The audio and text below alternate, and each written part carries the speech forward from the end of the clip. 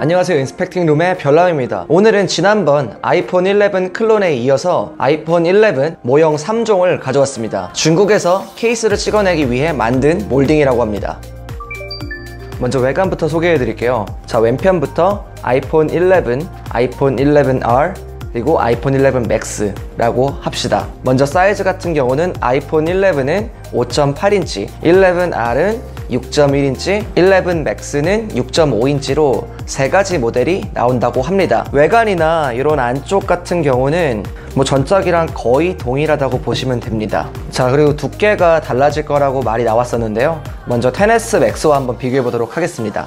이렇게 비교를 해보시면 11 쪽이 조금 더 두꺼워진 거를 아실 수 있을 거예요. 그리고 핸드폰 길이도 한번 비교를 해볼게요. 이쪽에 들고 있는 게 10S 맥스고 아래쪽에 들고 있는 게 11 몰딩 버전입니다. 근데 길이 같은 경우는 모르겠어요. 체감적으로는 거의 다르지 않습니다. 아주 조금 더 길어진 것 같아 보여요. 스피커 같은 경우는 전 작품들과 다 동일하게 되어 있는 것을 보실 수 있을 거예요. 이번 작품도 라이트닝 케이블을 사용할 것 같아요. 하지만 여러분들이 정말 아셔야 될 부분 중에 하나는 이 아이폰 몰딩 버전조차도 실제로 나올 아이폰 11과는 조금 더 차이가 있다는 점이에요. 가장 눈에 띄게 큰 차이점은 이 카메라 렌즈 바깥 부분 보이시죠? 여기 있는 이 스킨 컬러와 동일한 색상으로 나온다고 해요. 검은 버전에서는 좀 알아보기가 힘든데, 예를 들어서 여기 11R 같은 걸 한번 볼게요.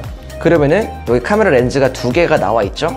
근데 그 외관 부분도 같이 검은색으로 되어 있는 걸 보실 수 있을 거예요. 근데 실제로는 이게 스킨톤이 파란색이면 이쪽도 파란색의 스킨 컬러가 적용된다고 해요. 11R에는 전작과는 다르게 카메라가 싱글 렌즈가 아닌 듀얼 렌즈가 들어간다고 해요. 물론 아쉽게도 트리플 렌즈는 아니지만요. 기존에 있던 아이폰 클론 같은 경우에는 분리된 부분이 없고 이렇게 그냥 전체가 이렇게 일자로 되어 있습니다. 일단 그 부분에서 굉장히 다르고요.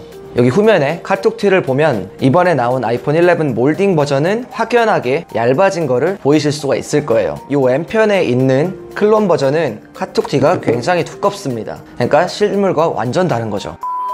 자, 그럼 이제는 아이폰 XS 맥스를 가져와서 한번 같이 비교를 해보겠습니다. XS 맥스도 굉장히 카톡티가 심하죠. 보면은 엄청나게 많이 튀어나와 있어요. 이번에 실물과 되게 비슷하게 나올 아이폰 11 몰딩을 보면은 이 카톡티의 차이를 확실하게 느끼실 수 있을 거예요. 훨씬 날렵해지고 확연히 줄었습니다.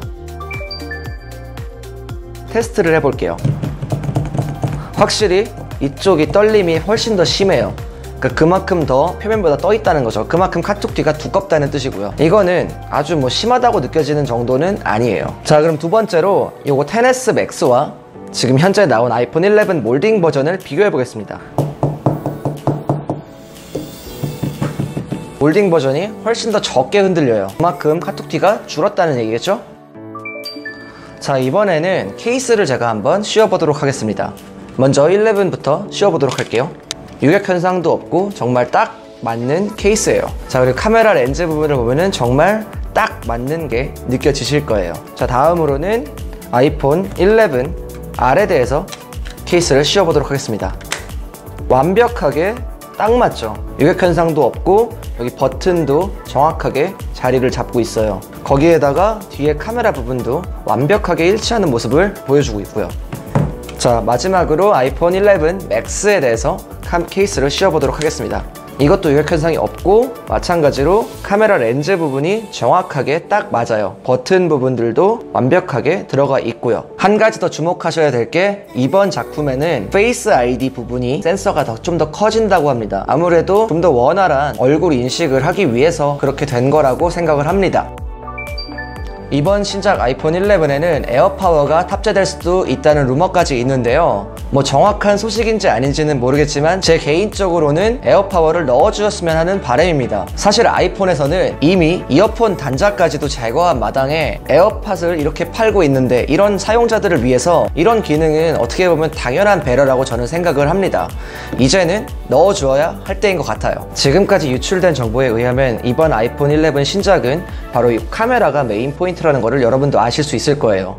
이 세 번째 렌즈가 생긴다는 거죠. 근데 우리가 과연 여러분, 요 조그만한 변화 하나로 과연 아이폰 11으로 넘어가야 될 만한 이유가 될까요? 애플은 원래 신작으로 넘어갈 때마다 뭐 조금씩이거나 크게 변화를 줬었어요. 예를 들어서 6에서 6S로 넘어갔을 때에는 바로 3D 터치를 추가해 주었죠. 사실 그거는 기존에 아예 존재하지 않던 기술이기 때문에 모든 사람들의 이목을 끌 만큼 굉장히 신선한 그런 기능이었어요. 하지만 이번에 남들보다 더 한 발짝 앞선 것도 아니고 이미 다른 회사에서 하고 있는 거 하나를 추가해 줬다고 했을 때 이거를 우리가 과연 넘어갈 만한 포인트라고 볼 수 있을까요? 제 생각은 이번은 굉장히 스킵하라고 말씀드리고 싶습니다. 최소한 10이나 10S를 쓰시는 분들한테는요. 사실 저 같은 앱둥이도 이번 작품에서는 많이 크게 메리트는 못 느끼겠어요. 거기다가 이 디자인이 좀 희한하죠.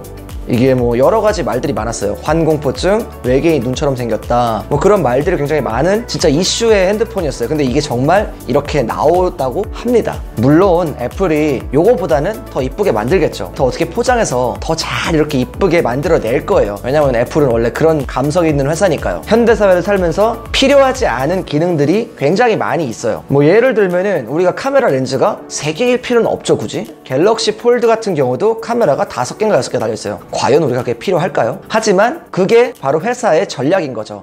비싸게 만들어서 그게 필요하게끔 만드는 걸. 그걸 정말 잘합니다, 애플이. 특히 저는 과감하게 여러분들께 이번 아이폰 11은 뭐 정말 10S를 쓰시는 분들이거나 10 정도를 가지고 계신 분들한테는 아직까지는 완전 존버 모드 해야 될 것 같아요. 존 아이브가 왜 애플을 떠났는지 이제 좀 알 것 같네요.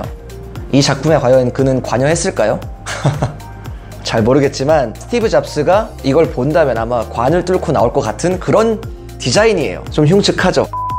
아이폰 11을 애타게 기다리시는 분들을 위해서 이 영상 준비했습니다. 오늘 영상 도움이 되셨나요? 여러분들의 생각도 알려주세요. 영상이 좋으셨다면 저희에게 좋아요와 구독은 굉장히 큰 힘이 됩니다. 지금까지 인스펙팅룸의 별남이었습니다. 감사합니다.